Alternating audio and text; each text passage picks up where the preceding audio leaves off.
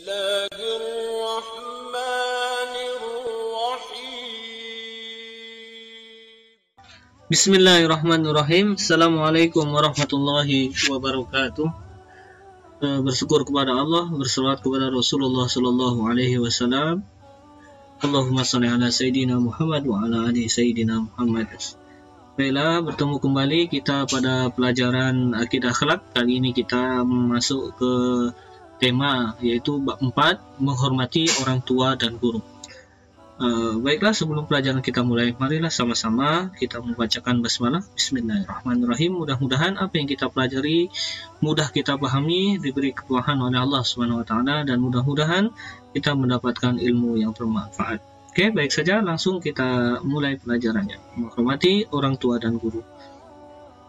Satu, dalil nakli menghormati orang tua dan guru, yaitu terdapat dalam Al-Quran, surat Al-Isra, surat ke-17 ayat 23. A'udzu billahi minasyaitonir rajim. Bismillahirrahmanirrahim. Wa qada rabbuka alla ta'budu illa iyyahu wa bil walidaini ihsana.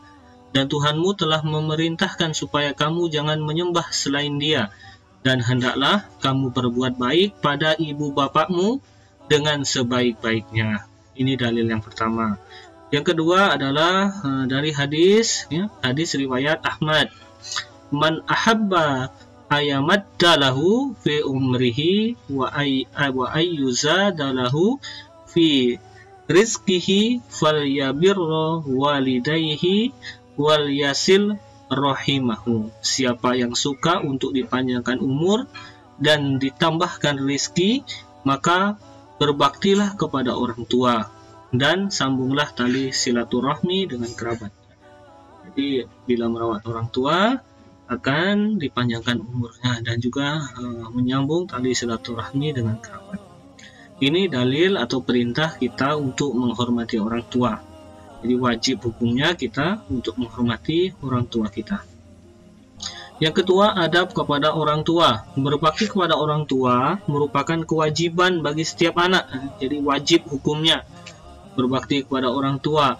Betapa mulianya perintah berbakti ini sehingga Allah mensejajarkan dengan perintah bersyukur kepada Allah.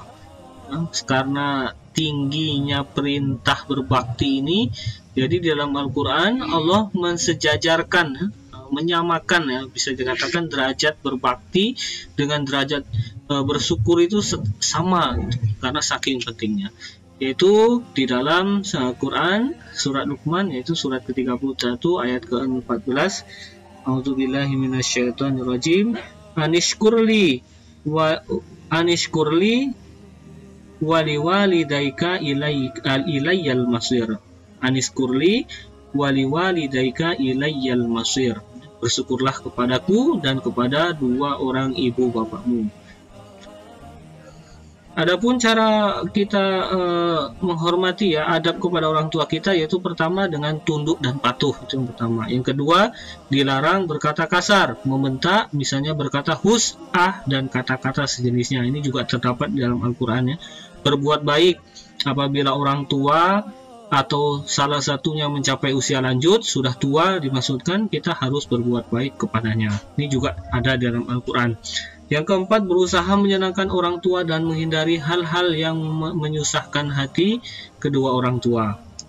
Yang kelima, kita dilarang durhaka kepada orang tua, yaitu bapak dan ibu kita. Yang kelima, bersikap santun. Yang keenam, bersikap santun. Yang ketujuh, senantiasa mendoakan mereka. Di habis sholat biasanya kita mendoakan mereka. Yang ketiga, sebab-sebab berbuat baik kepada orang tua. Yang pertama, orang tua telah berkorban demi anaknya. Ini kalau dibahas sangat-sangat panjang, bahkan bisa menyentuh hati kita, bagaimana orang tua telah berusaha dari kita sejak dalam rahim, mengorbankan nyawanya dan lain sebagainya. Ini udah sangat-sangat luar biasa. Jadi memang layak kita untuk berbuat baik kepada orang tua kita. Yang kedua, kasih sayang orang tua tiada taranya. Baik orang tua, khususnya ibu, sudah berkorban dari kita kecil dalam kandungan. Ayah kita juga sudah berkorban juga, nggak ada taranya, nggak ada yang sebanding kasih sayangnya. Orang tua kerja, khususnya ayah itu untuk kita, untuk anaknya. Kemudian yang ketiga, anak adalah belahan jiwa ibu bapaknya. 4. Keutamaan berbakti kepada orang tua. 1. Dibukakan pintu surga. Tidak ada seorang mukmin yang mempunyai 2 orang tua di mana pada waktu pagi ia berbuat baik kepadanya, melainkan Allah membuka 2 pintu surga kepadanya. Ya, Masya Allah. Yang kedua, lebih utama daripada berjihad di jalan Allah. Jadi berbakti itu ternyata lebih utama daripada jihad di jalan Allah. Yang ketiga, ridho Allah ada dalam ridho orang tua. Jadi Allah ridho, ya orang tua ridho. Orang tua ridho, Allah meridhoi. Ini luar biasa, sejajar seolah-olah itu kan, dimudahkan rizkinya. Dan barang siapa yang meninggalkan doa kepada orang tua, maka disempit rizkinya. Yang kelima, dimudahkan segala urusannya. Selanjutnya adalah menghormati guru, ya. Ini satu dalil nakli menghormati guru. Tadi orang tua, sekarang kita lanjut menghormati guru, yaitu di dalam hadis riwayat Ahmad. Laisa minna man lam yajilla kabirona wa yarham saghirana wa ya'rif li'alimina. Tidak termasuk golongan kami, kata Rasulullah, orang yang tidak memuliakan yang lebih tua, ya. Jadi tidak termasuk golongan kami orang yang tidak mau memuliakan orang yang lebih tua. Ya, bisa jadi guru, bisa jadi siapa saja yang bisa memberikan kita nasihat kebaikan, umurnya lebih tua dari kita, ya. Dan menyayangi yang lebih muda, serta yang tidak mengerti hak yang berilmu, agar diutamakan pandangannya. Jadi ini dikatakan tidak termasuk orang yang beriman, ya, kalau tidak memuliakan orang yang lebih tua. Dan menyayangi yang muda juga, kalau nggak bisa menyayangi yang muda, maka tidak dikatakan beriman juga. Ini dalil nakli menghormati guru. Yang kedua, adab terhadap guru. Rasulullah SAW bersabda, ya, muliakanlah orang yang kamu belajar darinya, ya. Jadi maksudnya guru. Ini yang pertama adalah cara memuliakannya, adab kepada guru, yaitu guru adalah orang yang layak banyak berjasa kepada kita. Ini sebab-sebabnya, ya. Jadi guru adalah orang banyak berjasa kepada kita, ya. Dari SD atau bisa katakan dari PAUD, TK, SD sampai S1, semua itu guru. Hanya berbeda istilah. Kalau kuliah dosen, semua guru.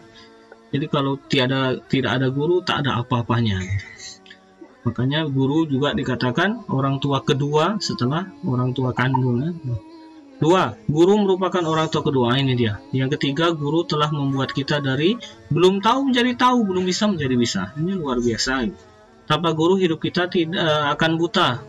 Ini menurut Hasan Al-Mawardi. Tanpa guru hidup kita akan buta. Berikut yang termasuk tata cara menghargai guru. Ini banyak sekali, ya, tata cara menghormati guru. 1. Jika bertemu dengan guru, ucapkan salam. Ini juga salah satu menghormati guru. Ucapkan salam yang sifatnya serius, ya, bukan main-main. Ada kadang salam yang meledek saja. Ini yang serius. Khusnuzon dengan apapun yang dilakukan guru. Karena pada hakikatnya guru itu terkadang di mata kita, kenapa melakukan ini, kita melakukan ini, padahal itu salah satu cara yang dilakukannya, kebaikannya juga untuk murid gitu. Hanya saja cara gurunya yang berbeda, maka husnuzon saja. Yang dilakukan itu adalah untuk kebaikan kita juga.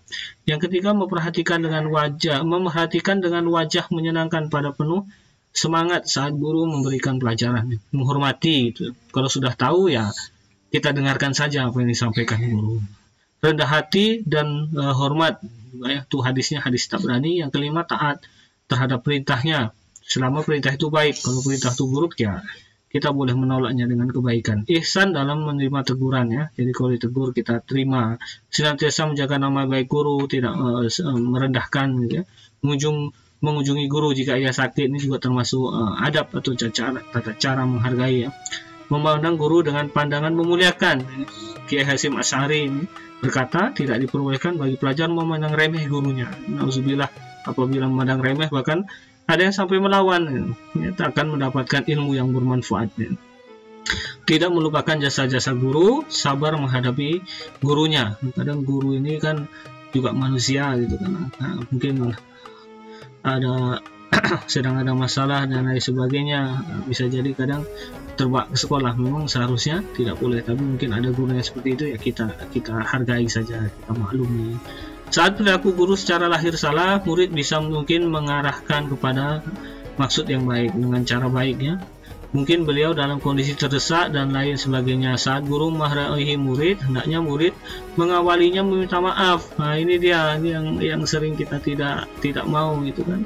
Guru sudah marah kepadanya atas ulah murid tak mau minta maaf. Nah, seperti itu. Ini harusnya minta maaf, itu termasuk adab gitu ya. Kita murid biar yang mengawali minta maaf dan mengakui kesalahan, karena itu adalah tanda kecintaan guru kepada muridnya. Oke. Ya, ini keutamaan berbakti kepada guru, mudah mendapatkan menerima pelajaran ya. Kalau guru ridho, ikhlas ya memberikan materi, tentu ilmu akan mudah didapatkan. Dapat ilmu bermanfaat yang penting, masa depannya cemerlang insya Allah. Kelak jadi orang yang hebat mendapat pasti, karena dengan guru orang semuanya sukses gitu. Hatinya tenang, tentram, pikirannya cerah, cahaya ilmu mudah masuk, diangkat derajatnya oleh Allah, berkah ilmu rezekinya. Nah, ini dia materi kita.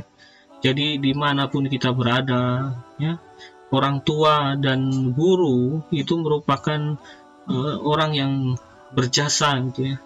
Orang tua kita, orang tua pertama, orang tua kedua kita adalah guru. Jadi sebagaimana mungkinlah kita bisa untuk menghormati guru dan orang tua, terutama jika di rumah tentu dengan orang tua kita hormati, dan jika di sekolah kita hormati guru. Kalau kita tidak menghormatinya, guru tidak ridho dengan ilmu yang disampaikannya, maka niscaya kita tidak akan mendapatkan ilmu yang bermanfaat. Wallahu a'lam bishawab.